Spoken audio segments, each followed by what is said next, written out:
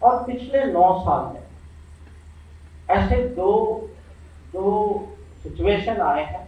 एक तो पाकिस्तान के साथ, जहां सब जानते हैं कि सर्जिकल स्ट्राइक 2016 में 2019 में क्यों हुए, और आप जानते हैं दूसरा जो है हमारे सीमा में चीन के साथ, जब कोविड के समय में बहुत कठिनाई के साथ जब पिछले सरकारों ने बॉर्डर इंफ्रास्ट्रक्चर नहीं बनाया था, उसके बावजूद मोदी जी ने 2020 में निर्णय लिया कि चीन की चुनौती के सामना करने के लिए हमें अपनी फौज को वहां सीमा में भेजना होगा, बड़ी संख्या में भेजना होगा, पूरे हथियार के साथ भेजना होगा और उनको वहां रखना होगा।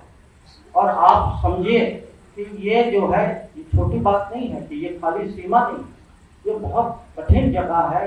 माने आप 10,000 फुट 15,000 फुट की बात कर रहे हैं, जहाँ इतनी ठंड है कि -20 या -30 जो है, -20 अच्छा, माने कहते हैं कि आज माहौल अच्छा है, -20 ही है।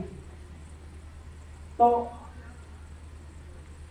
इसकी भी आप कभी थोड़ा सा आप इसके बारे में सोचें, क्योंकि जब हो जाता है, जब सर्जिकल स्ट्राइक हो जाता है, तो हमें लगता है कि भाई वो तो होना ही था, हमें जवाब देना ही था। तो मैं आपको 26/11 की याद भी दिलाना चाहता कि जब 26/11 जब आतंकवादी अटैक हुआ, आक्रमण हुआ मुंबई शहर पर, आप इसकी तुलना करें। आप सोचिए कि 2008 में भारत सरकार की नीति क्या थी, 2016 में क्या थी, 2019 में क्या थी, 2020 में। तो अगर आप तुलना करेंगे पहले की नीति और पहले जो जिस तरीके से हम जवाब देते थे या नहीं देते, और आज का अगर आप देखें, तो आपको मुझे लगता है जमीन आसमान का फर्क दिखाई देगा। अब विदेश नीति आप जानते हैं कि इसमें काफी बहस भी होती है, जहाँ बात भी रखना, हमें किस तरीके से रखना है। जैसे आपने कहा, मैं कोशिश तो करता हूँ कि जितनी विनम्रता से मैं बात कर सकता हूँ मैं करता हूँ। बीच बीच में कभी थोड़ी और जोर से अगर मुझे कहीं कुछ बोलना होता है तो ये मजबूरी तो है। पर आप ये नहीं समझिए कि खाली ये कुछ, जैसे टीवी में ना लोग, तो आप देखते होंगे शाम को बहुत टीवी में बड़े ये आर्गुमेंट होते हैं। हर चीज जो बाहर होती है उसका घर में कुछ परिणाम।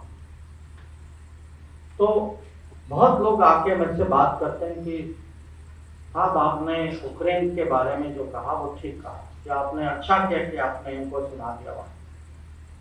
तो इसके पीछे कुछ और भी बात है, ये भी आप लोगों को पहचानना चाहिए।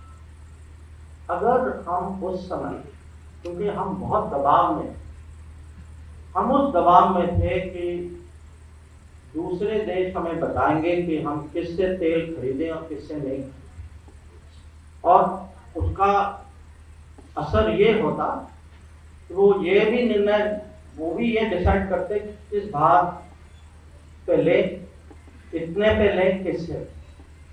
अगर हम उस समय झुकते, अगर हमें उतनी ताकत नहीं होती, खाली विदेश नीति की बात नहीं, ये पेट्रोल पंप की बात है। सामान्य नागरिक जो है, इसकी कीमत सामान्य नागरिक चुका है कि पेट्रोल के दाम आज कुछ और होते अगर हम उस समय झुक जाते।